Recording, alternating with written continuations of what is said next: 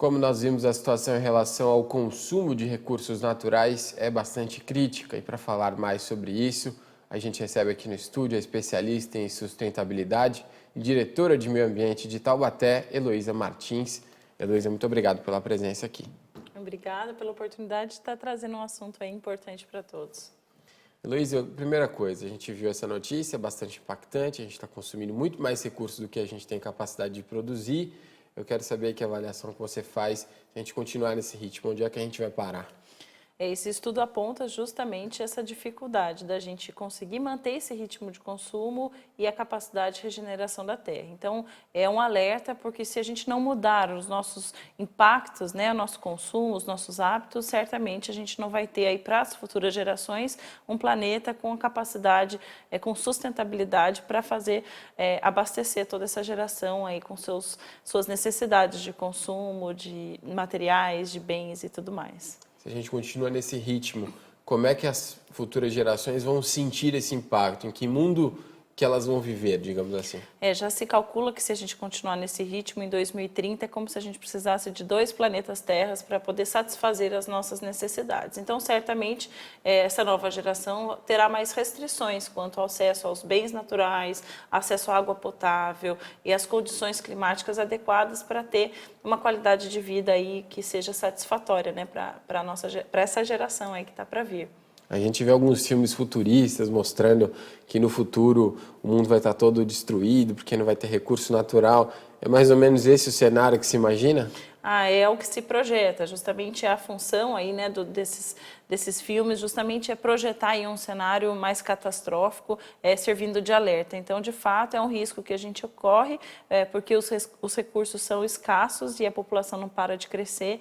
Então, é um problema atual e futuro, mas que a nossa geração atual precisa tentar resolver, mudando aí todas as nossas atividades humanas, tentando diminuir esse impacto no planeta, né? Então, pensando em alguma coisa bem prática, o que a gente precisa mudar de hábito atual que nós, como sociedade, temos de uma forma geral e que pode, pelo menos, minimizar esse impacto futuro ou até, quem sabe, reverter esse quadro? Eu acho que a chave, né, disso tudo é o consumo. Então, a reflexão sobre os nossos hábitos de consumo diários em casa, o que a gente faz com o que a gente com o resíduo que a gente produz, se a gente separa, se a gente destina corretamente e o quanto a gente tem consumido. Refletir sobre isso, sobre os hábitos do consumo, eu acho que é uma chave principal aí na mudança do comportamento, do hábito. Assim, você deixando de consumir em excesso ou deixando de consumir determinados produtos, você passa a desestimular a fabricação desses produtos e a extração de tantos recursos naturais que são necessários. Então, que tipo possível. de produtos, por exemplo? Eu acho que o consumo de plástico é excessivo, né? Às vezes a gente vai ao supermercado, né? Aquela reflexão simples, eu preciso disso mesmo ou eu não preciso? Isso é um elemento fundamental na minha alimentação ou isso é algo que está contaminando aí os rios e córregos no seu processo produtivo?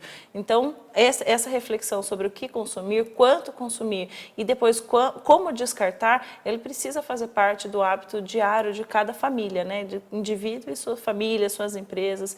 Então, eu acho que essa é uma questão importantíssima a ser encarada desde já. As empresas também precisam assumir uma responsabilidade nesse caso, né? Porque usam, por exemplo, a gente fala de, não vamos consumir mais sacolinha plástica, vamos tirar o canudo do nosso dia a dia.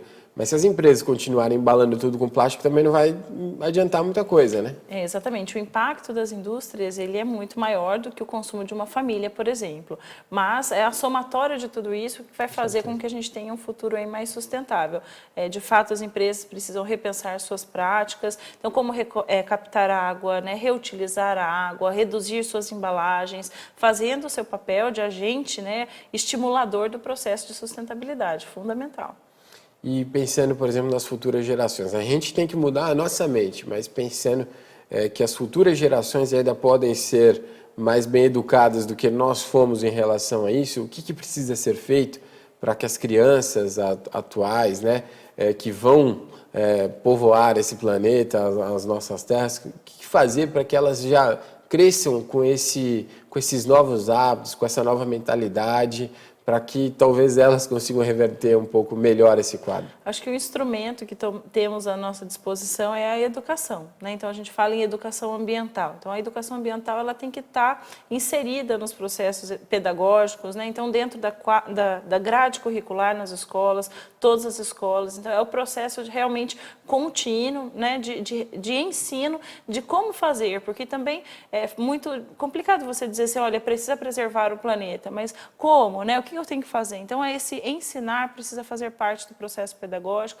desde os pequenos até os maiores, porque as crianças têm esse potencial de levar para suas casas e reeducarem seus pais, ensinando também. Eu acho que essa seria a grande oportunidade que temos, que está nas nossas mãos dessa geração, que é ensinar as crianças para ter uma educação ambiental mais cidadã e hábitos mais sustentáveis.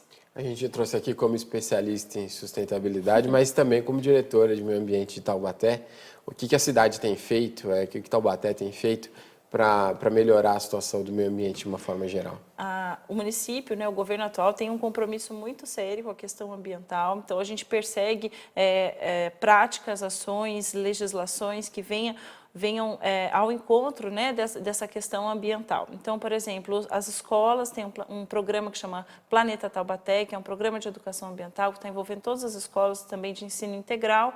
Além disso, a gestão dos resíduos, a coleta seletiva que existe no município desde 2017, planos de arborização, planos de Mata Atlântica. Então, ter um olhar estratégico de planejamento para as questões ambientais é fundamental para que a gente tenha aí a construção de políticas públicas, né, que sejam compromissadas com a questão da sustentabilidade. E, sem dúvida nenhuma, as escolas são elementos-chave aí nesse processo, as crianças. Então, elas têm recebido todo um projeto dentro das aulas de música, de artes, e próprio ensino regular, estímulos, né, ações, projetos, para que elas se percebam parte desse processo e tenham esse cuidado, essa autonomia em também poder gerir esse planeta que viveremos, né? Eles mais que nós, mas principalmente que eles são peça fundamental para uma transformação.